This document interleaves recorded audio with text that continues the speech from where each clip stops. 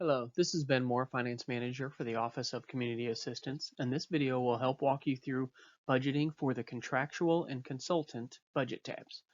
This video covers budget line items 106 and 107 for the Program Support category and lines 306 and 307 in the Administration category.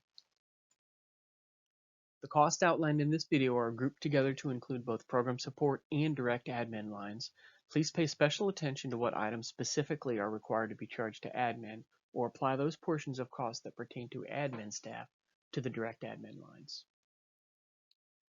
The items that must be charged to admin for contractual, which would be budget line item 306, are as follows.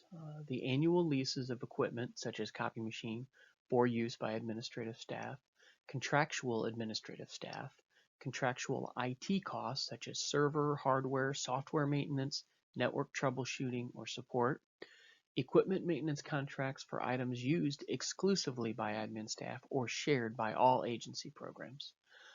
For example, a shared agency server, IT hardware, or copy machines.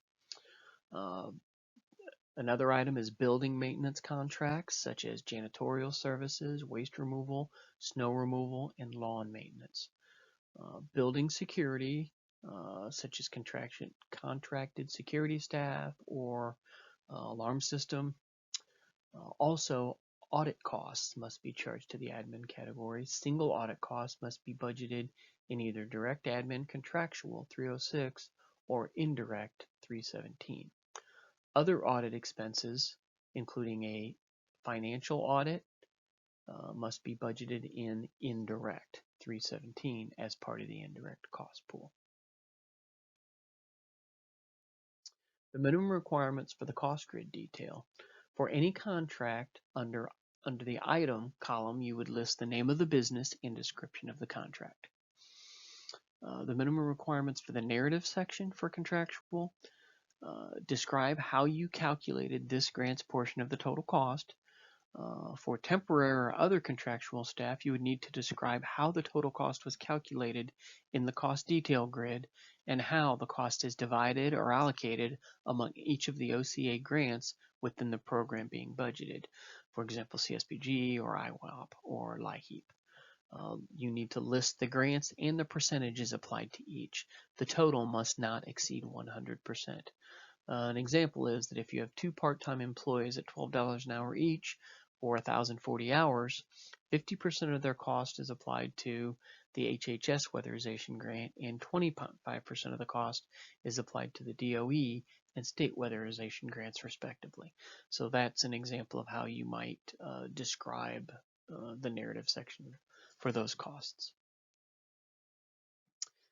The items to include in the contractual category in general would be subawards, temp agency or other contractual staff, rented or leased equipment, maintenance contracts for equipment, IT contracts, and building maintenance and building security contracts.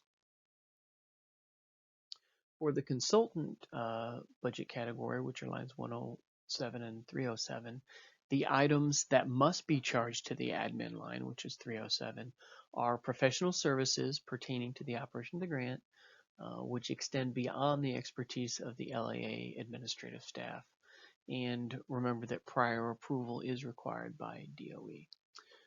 The minimum requirements for the cost grid detail, you need to separate the consultant's fee charges to perform the work versus their expenses, such as lodging, meals, per diem, or travel. In other words, don't lump all those together. Please break them out. The consultant's fees go in the top cost detail grid and narrative, and expenses go in the bottom cost detail grid and narrative. Because the consultant tab is separated out into consultant's fees and consultant's expenses separately. So please pay attention when you're budgeting in this category.